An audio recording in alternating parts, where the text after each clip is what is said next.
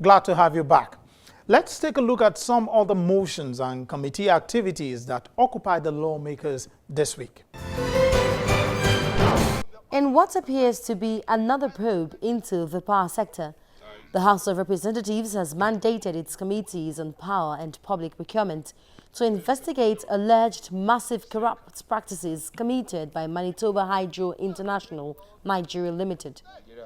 In a motion sponsored by Representative Jonathan Kaza, the House alleged that the exchange rate being used by the company since 2012 has been higher than official and parallel market rates.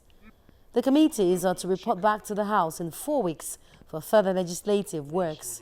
Aware that while the consideration of the management contract includes a monument for 15 expatriates, only 8 expatriates are working at the transmission company of Nigeria.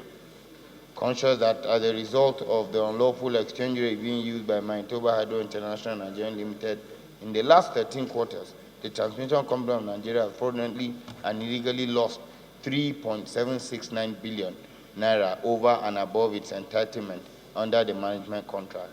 Also conscious that although Manitoba Nigeria Limited, a Nigerian company, pays tax through the Federal Revenue Service, it recoups the amount from the funds of the market operators of the ISO in the TS and has so far recovered over 1,680,000 naira today.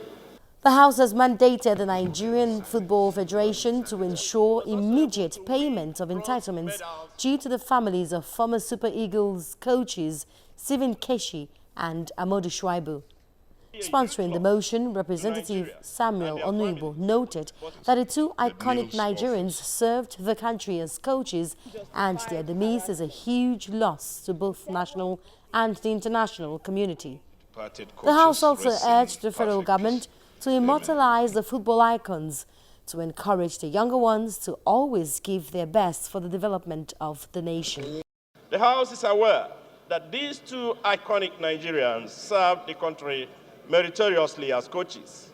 And now, their demise is not only a huge loss to Nigeria and their families, but to the international community as well.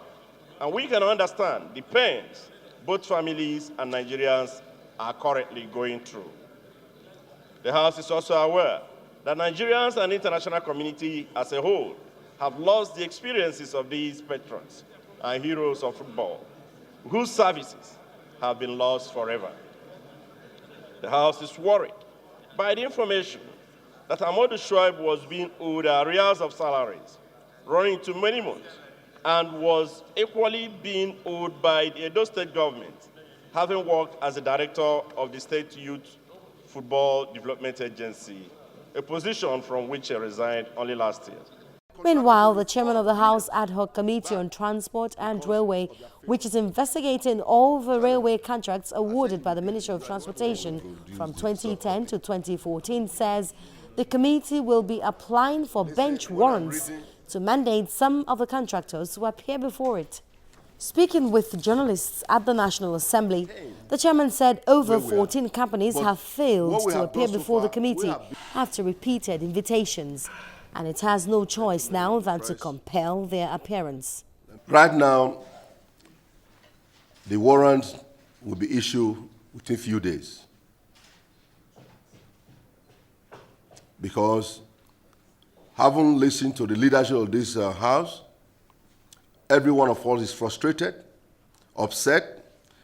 After many times we have sent a letter out, to me it seems as if these contractors are ghosts without address, and we've gone further to do a search from CAC to look at least to see if we can get their address, if they still live in this country, where you find to see some we write British, Belgian, India.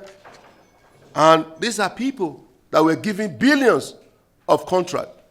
And you're now telling me they are ghosts, that they cannot appear before this honorable House? And as media reports continue over allegations of sexual misconduct by 3 members of the House of Representatives who attended the International Visitor Leadership Program in the United States of America, the House says an investigation has commenced into the matter. The chairman of the House Committee on Media and Public Affairs, Representative Abdul Razak Namdas, while addressing journalists at a briefing in Abuja, confirmed the receipt of a letter from the ambassador of the United States to Nigeria, Mr. James Entwistle, who lodged a formal complaint to the Speaker of the House of Representatives. The chairman assured that the outcome of the investigation would be made known in due time. None of them is before any court of law.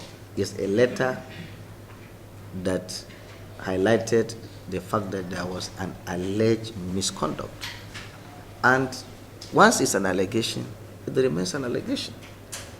And that is why we have to come forward to agree, to confirm to you that we have the letter.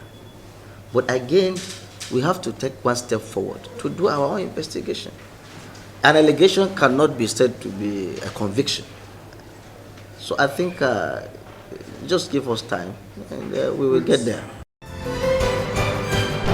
A lot of investigations and work still before the lawmakers, and we hope they understand that the country expects a lot from them. Remember, they are your representatives. You can remind them. Well, that is it for this week. I'm Lanre Lasese. See you next week.